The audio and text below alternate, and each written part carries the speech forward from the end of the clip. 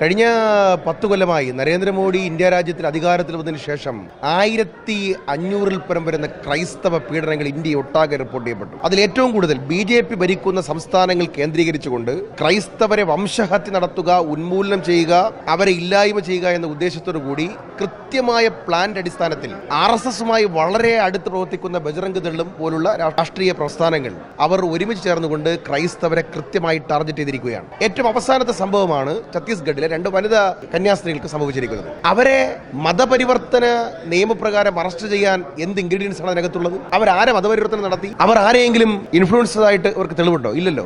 അപ്പോൾ കരുതിക്കൂട്ടി 2 ക്രൈസ്തവ സഹോദരിമാരെ അവർക്ക് കൃത്യമായി തന്നെ അവരുടെ സെർവന്റായി 2 കുട്ടികളെ കൊണ്ടുവരുന്നതാണെന്ന് ബോധ്യപ്പെട്ടിട്ടും മതപരിവർത്തന നിയമം നടപ്പിലാക്കി ഛത്തീസ്ഗഡിൽ ജയിലിലടച്ച സംഭവം ഇന്ത്യയിലെ ക്രൈസ്തവ സഹോദരങ്ങൾക്ക് അവർ കൊടുക്കുന്ന ഒരു മെസ്സേജാണ്. ഞങ്ങൾക്ക് കീഴ്പ്പെട്ടുകൊണ്ട് നിങ്ങൾ ഞങ്ങളോടൊപ്പം നിൽക്കുക, അല്ലെങ്കിൽ നിങ്ങളെ ഇവിടെ നിന്ന് പൂർണ്ണമായും തുടച്ചു നീട്ടപ്പെടും എന്നതാണ് സമീപനം. അതിനെതിരായി രാജ്യം മുഴുവൻ പ്രതിരോധിച്ചത് കോൺഗ്രസ് അല്ലേ? ഛത്തീസ്ഗഡിൽ ഈ വിഷയം വന്ന ഉടൻ തന്നെ ഇന്ത്യൻ പാർലമെന്റ് അകത്തും പുറത്തും ഛത്തീസ്ഗഡിൽ ജയിൽ നേരിട്ട് പോയിട്ടും രാഷ്ട്രീയ പ്രതിരോധം തീർത്തത് ഇന്ത്യ മുന്നണിയാണ്, പ്രത്യേകിച്ചും ഇന്ത്യൻ നാഷണൽ കോൺഗ്രസ് ആണ്.